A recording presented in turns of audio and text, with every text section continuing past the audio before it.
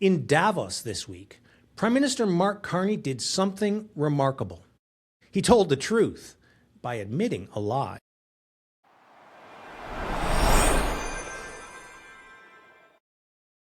We are in the midst of a rupture, not a transition, Carney declared to the World Economic Forum.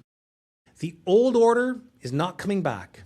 We should not mourn it. Nostalgia is not a strategy. Then, stopping short of an apology, he acknowledged the fiction at the center of the globalist dream. We knew the story was partially false, he said. Coming from anyone else, this might sound like pessimism. But coming from Carney, the former central banker who spent decades architecting the very rules-based order he was eulogizing, it lands a little differently. Here's what investors like you and I need to understand. The era of benign globalization, where economic integration would inevitably produce political harmony, that's over. Supply chains are now weapons. Tariffs are leverage. The pleasant fiction has ended. And the opportunity for investors has never been greater. As we wrote in our Cold War 2.0 missive, for 20 years, the West outsourced the physical economy while retaining dominance in the digital economy. America built the software. China, they built everything else. The United States leads in bits, AI, chips, and capital, while China controls atoms, the minerals, the smelters, the processing that turns rocks into technology. And according to Carney, this era is over.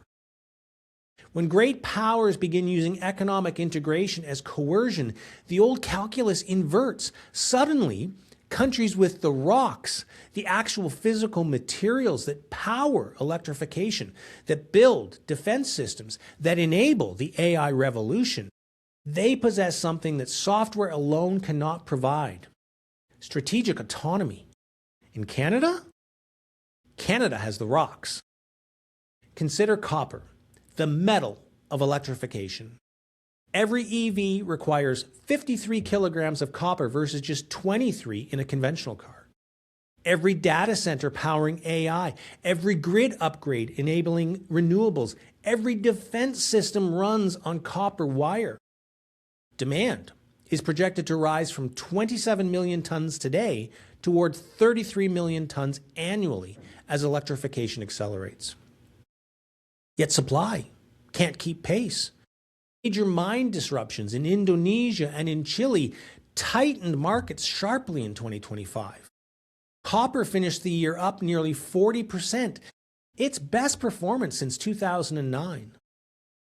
JP Morgan forecasts its prices reaching $12,500 per metric ton by mid-2026. Goldman Sachs sees structural deficits emerging by 2029, with prices potentially reaching $15,000 per ton by 2035. Bloomberg warns that the shortfall could reach 19 million tons over the next 25 years without massive new investment. Here's the chokehold that creates Canada's opportunity. China mines only about 8% of global copper, but it controls 45% of global refining capacity and nearly 60% of consumption. Half the world's largest copper refineries sit in China. You see, the West digs the ore but ships it to a strategic rival for processing. We are, Britain, in 1914, dependent on foreign smelters for the materials of our own industrial base. Breaking China's chokehold requires building at home, and the good news here is that we're finally doing it. In British Columbia's Golden Triangle and in the Yukon, a pipeline of world-class copper projects is advancing that represents over $20 billion in capital investment. KSM, owned by Seabridge Gold, is now substantially started, securing its environmental permits indefinitely. With 7.3 billion pounds of copper and a 33-year mine life, it anchors the next generation of Canadian mining. Casino, which is owned by Western Copper and Gold, has attracted investment from Rio Tinto and Mitsubishi, Japanese capital explicitly seeking supply outside Chinese control. Galore Creek, owned by Teck and Newmont, pairs two of the world's largest mining companies with resources exceeding 12 billion pounds of copper. Yellowhead, owned by Taseko Mines, owns a near-term production path with federal clean technology tax credits accelerating the build. You see, this isn't theoretical. These are shovels in the ground, capital deployed. Phase 1, the iron and concrete stimulus, is underway. But here's the uncomfortable truth. We dig the holes and then export the value. Western Canada has no copper smelting capacity. Zero. The economics of railing concentrate across the continent to Quebec are prohibitive, so miners truck their ore to Pacific ports and ship it to Asia. We feed the very supply chain we claim to be breaking. Those who think Canada shouldn't embrace its resource extraction expertise are kind of like the new CEO of a grocery store announcing he'd like to exit the grocery business because margins are low. Our comparative advantage is literally in the ground beneath our feet. The question is whether we'll develop it or apologize for it. The federal and provincial governments have finally recognized this. In December, Ottawa and Victoria launched a request for information for a Western Canadian copper smelter, a $2.5 to $3.5 billion facility that would close the supply chain loop. Better still, Canada possesses a unique competitive advantage.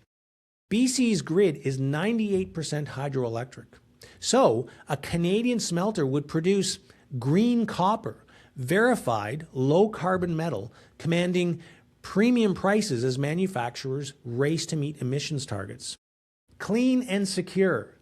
That's the Canadian value proposition. Carney gets this. Canada, he says, has what the world wants. We are an energy superpower. We have the most educated population in the world. We have capital, talent, and a government with immense fiscal capacity to act decisively. These are the right words, electrifying words, if you will. But let's face it, words don't smelt copper. Words don't build mines. Here's what Carney knows. America cannot decarbonize or rearm without Canadian materials. And Canada has treaty obligations with the US that limit us in ways and require us to attend to the needs of the continent we share with a hegemon. We shouldn't pretend otherwise. The Western Alliance needs a secure supply node outside Beijing's leverage. We can be that node, the keystone connecting American technological demand with the atoms that make the technology physical. What we need now are premiers, advocates, and investors who understand that the re-industrialization of Canada is not a slogan, but a strategic imperative backed by trillions in forced demand. Brianna and I are absolutely convinced that Canada's brightest days are ahead of it. Powered by electricity conducted by Canadian smelted copper and generated by Canadian nuclear, renewable, and oil and gas production. In the world of atoms, Canada will lead, and investors will be rewarded. I'm Glenn Evans from Evans Family Wealth.